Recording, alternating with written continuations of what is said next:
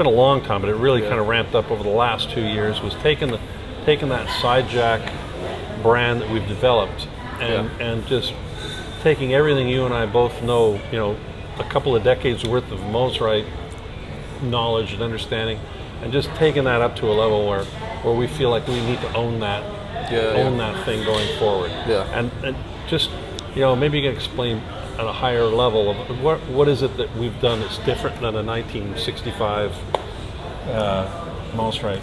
Well, like first of all, I'd say anyone who's kind of played the Mosrite, it's definitely, like, we call them Marmite guitars. It's like Marmite is, you know what Marmite is, so it's the spread that you either love it or hate it. Vegemite Marmite. I love it, by the way. Yeah, same. But Mosrites are definitely in that ilk. I mean, you probably know better than me on this, because I've always, as a lefty, they were harder to find, but I've always admired them. Just, the Ventures ones and whoever else, like Cobain and Ramones are the big ones, I suppose. And obviously we've always done the Sidejack series. It just got to a point where, from an aesthetic point of view, like I would like come to your place, I'd be in Toronto and I'd come to your place. Particularly the blue one. Which I still have, never saw. Which every time I would look at that and then look at kind of what we were doing, it's like, well, how do we like blend get them from together? Here to there, and kind of do it, and we then a couple of years ago we took the decision to keep the Sidejack as it is now, which is a great guitar. And keep that going as a standard, but then do a pro version. Where we kind of took, I suppose, your knowledge of the originals and just like the quirks and all the designs of them, and from my side of things, I always see things more as a player, and just making them feel like a solid guitar. Right. Which original Mosrites never did to me. I know like people will hate me for saying that. No, you know what though, and I've owned so many over the years, and I've always defended those things because I thought that's what made Mosrites unique, which was basically, it's basically the main thing is it comes to the frets. The frets physically feel, when they're brand new, which they aren't from the 60s, but they feel like they're worn out and need to be replaced. It's got a 0 fret with a often a brass nut, which really is just a string guide. It's not even a nut. But the frets were so slight and so thin, they made it great for playing surf and touch, but horrible for string bending. Horrible. That's why they had such a unique trem. Which was the other problem, is the neck angle on that guitar had to be such that it's way more pronounced than your Telly or any other guitar, because the strings up through the bridge didn't have enough break angle, so you have to make the neck go down further to get enough break angle, otherwise it'd be popping out of the saddle. So those were kind of the things that you as a player probably didn't like about those originals. And I mean, I suppose even if you're a Strat or a Telly player, definitely you're gonna feel that difference on them. But even as a Gibson player, you just the profile of the necks, the angle, and the flat as well, skinny frets.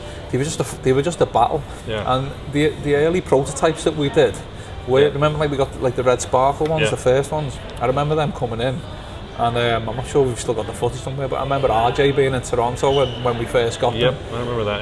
And I remember sitting down with RJ, which is daunting at the best of times, and kind of like playing. And just thinking, this is so hard to play. And it was like the first left, because we got like a few prototypes, and there was a lefty one. And if you want to do the surf, if you want to do the Ventures thing, it would do that, and it was kind of quite good. But you just want to play, anything outside of that. It was a fight. It was always like a battle. So, but like making the decision. Also, when the first one that we did, the silhouette of the body was still close to the Sidejacks that we were doing. The whole body contour thing had to change. So we went from it being the silhouette of the body being kind of incorrect, but the playability of the neck being quite accurate to the original ones. We've kind of like switched that round, and we've gone where it's probably I can't think of another company, maybe Hallmark, make one that's really close, but. They went all the way in, all in with trem and everything. Which is where I remember distinctly kind of handing off handing off the spec to you, saying, okay, make it a player's guitar. Yeah. Make it aesthetically. We've done aesthetically what I want, and that's always 90% of what I care about is aesthetics. So the playability became important, and that's where that handoff happened. Yeah. And so what we've got now is something that would feel familiar to someone who's used to more of a Fender type feel. So you know, if you go from a Telly or a Strat, you're going to feel comfortable on it straight away. Yeah. Chunkier neck than like way chunkier than the original ones, but like chunky by a kind of Strat standard. I think we did a 9.5-inch radius, kind of like medium jumbo frets and stuff on it.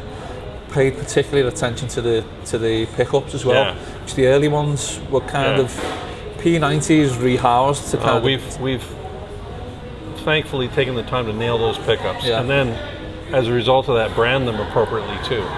So not only the tone it's there, but the look is there.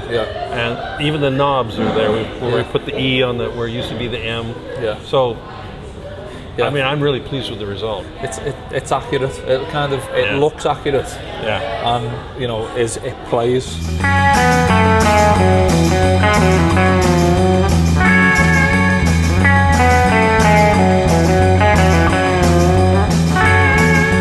So it's going to be quite interesting, like the more of them that get out there as well, because I think they can kind of, those pickups gain really well. So and I would kind of, they're like, they're more kind of voiced like a Jazzmaster pickup than a P90.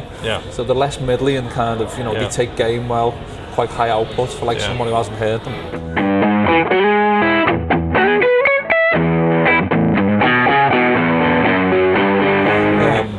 And the kind of, we finally got it there. Yeah, I think it's just going to take a matter of time. It's going to kind of ease its way into the players and the pro players, and you're going to see a lot more of that.